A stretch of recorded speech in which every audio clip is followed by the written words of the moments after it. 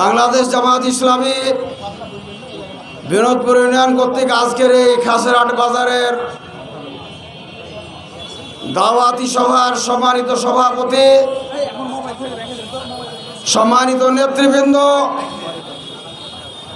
সংগ্রামী কর্মী সুধী মণ্ডলী,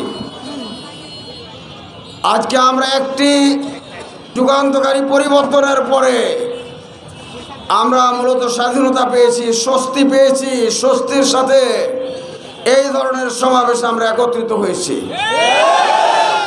আমি আমার পক্ষ থেকে, সংগঠনের পক্ষ থেকে দুঃখ প্রকাশ করছি।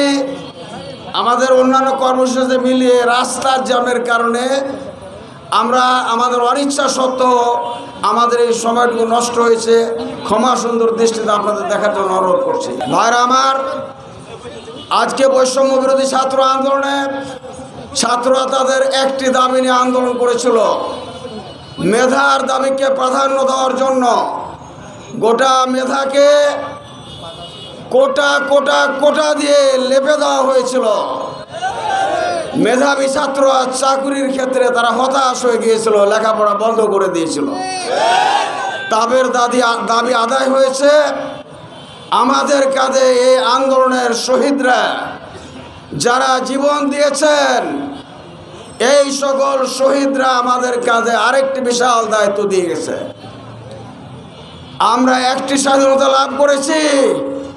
আমাদের স্বাধীনতা সার্থক হবে এদেশের 90% মানুষের যে আদর্শ, দ্বীন ইসলাম, কোরআন সুন্নাহ, আজকে কোরআন সুন্নাহ প্রতিষ্ঠিত হলে দল, মত, ধর্ম, বর্ণ নির্বিশেষে যেই ধর্মের লোক হোক না কেন, আজকে যে নৈরাজ্যকর অবস্থা, আজকে অনাচার, পাপাচার, জুলুম, নির্যাতন সব কিছু পরিবর্তিত হয়ে একটি সুখী সমৃদ্ধশালী দেশ আমরা লাভ করব।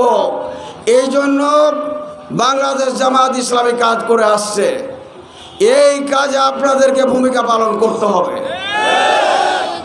যতক্ষণ পর্যন্ত এই দেশ, এই জাতি কোরআন সুন্নাহর আলোকে পরিচালিত হওয়ার সুযোগ না পাবে, আল্লাহর আইন যতদিন পর্যন্ত কায়েম না হবে, সৎ লোকের শাসন প্রতিষ্ঠিত না হবে, এদেশের মানুষ প্রকৃত মুক্তি পাবে না।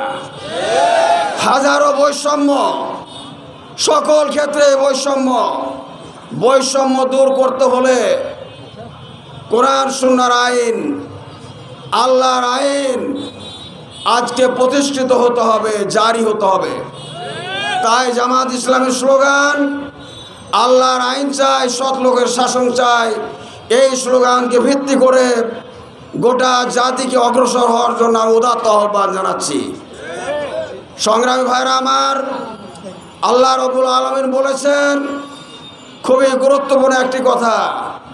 আল্লাহ আমাদের সাথে খিলাফতের ওয়াদা করেছেন। এই দেশের মানুষ যদি ইসলামের সমর্থক হয়ে যায় আর আমরা আমাদের ইসলামী রাষ্ট্র পরিচালনার জন্য নেতা কর্মী উপহার দিতে পারি, আল্লাহ অবশ্যই যেভাবে পূর্ববর্তীদের খেলাফত দিয়েছিলেন আমাদেরকেও খেলাফত দেবেন। আর এই খেলাফত কায়েম হলে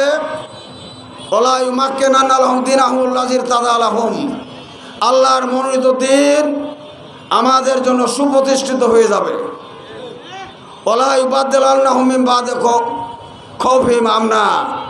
আল্লাহ সকল ভয়ভীতি, জুলুম, নির্যাতন, আহাজারি, অনাচার, ব্যভিচার, দুরাচার সব কিছুকে মিটিয়ে দিয়ে মিশিয়ে যে নিরাপত্তা নিশ্চিত করবেন। এটি কার কথা?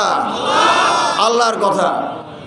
আমরা যদি আল্লাহর গোলাম হয়ে যেতে পারি, আল্লাহর তাকওয়া, আল্লাহর ভয় আমাদের মধ্যে অর্জন করতে পারি, লাকালু মিন ফাওকিহিম অমিন তাহতা আরজুলিহিম, আল্লাহর পক্ষ থেকে আমাদের খাদ্যের ব্যবস্থা নিশ্চিত হবে।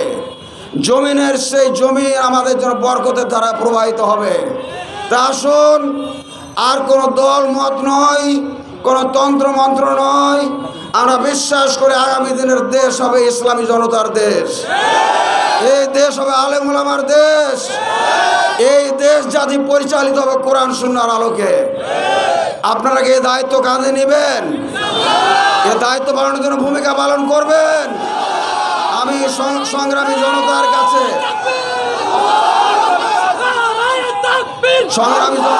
আমার আহ্বান রেখে আমার কথা শেষ করতে চাই। বহু রক্ত, বহু আত্মত্যাগ, আমাদের শীর্ষ নেতৃবৃন্দের যে রক্ত প্রবাহিত হয়েছে, যারা আমাদের শাহাদাত বরণ করেছেন, এই 5ই আগস্টের বিপ্লবে যারা শাহাদাত বরণ করেছেন, হাজারের উপরে আপনার টেলিভিশনে দেখছেন 1400-1500 চলে গেছে। এই শহীদদের রক্ত আমরা ব্যর্থ হতে দিতে পারি না। তাদের এক ফোঁটা রক্ত ব্যর্থ হবে না ইনশাআল্লাহ। স্বৈরাচারী সরকারের হাত থেকে আমরা মুক্তি পেয়েছি। আগামী দিন আর কোনো জালেম সরকার, স্বৈরাচারী সরকার আমাদের কাঁধে চেপে বসতে না পারে। আপনাদেরকে সজাগ থাকতে হবে, সচেতন থাকতে হবে। সংগ্রামী ভাইরা আমার বক্তব্য এতটুকুই। এই দেশ হচ্ছে, আমি আগেই বলেছি, আলেম ওলামার দেশ। এই জায়গায় আমরা নামাজ পড়ি, রোজা করি, আমরা ইমানের দুর্বলতা নিয়ে চলি। সকল দুর্বলতা কেটে উঠবে যদি দিন কায়েম হয়ে যায়। দিন কায়েম না হওয়ার কারণে আজকে অমুসলিমদের অধিকার থেকে তারা বঞ্চিত হচ্ছে। আপনারা বলুন, মদ, জুয়া, সুদ, ঘুষ, জেনা, ব্যভিচার, হত্যা, খুন যদি বন্ধ হয়, এখানে কি মুসলমানরাই শুধু শান্তি পাবে না হিন্দুরাও শান্তি পাবে? দুনিয়াতে ইসলাম প্রতিষ্ঠিত হলে সকলেই শান্তি পেয়ে যাবে, মুক্তি পেয়ে যাবে। আমরাও দুনিয়াতেও মুক্তি পাবো, আখেরাতেও মুক্তি পাবো। কথা ঠিক কিনা বলেন? এই জন্য আমার উদাত্ত আহ্বান, আমরা আর কোনো দিকে ফিরে যাব না।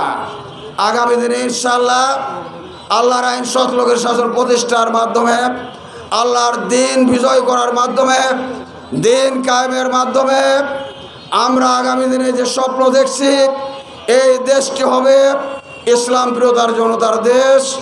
আপনাদের সর্বাত্মক সহযোগিতা ভূমিকা কামনা করে, আপনাদের জন্য দোয়া রেখে, আমাদের জন্য দোয়া চেয়ে আগামী দিনে ইসলামী আন্দোলনের সফলতা প্রার্থনা করে আমার কথা শেষ করছি। আল্লাহ হাফেজ। আসসালামু আলাইকুম রহমতুল্লাহ বারাকাতুহু। বাংলাদেশ জামাত ইসলামী জিন্দাবাদ। বাংলাদেশ জামাত ইসলামী জিন্দাবাদ।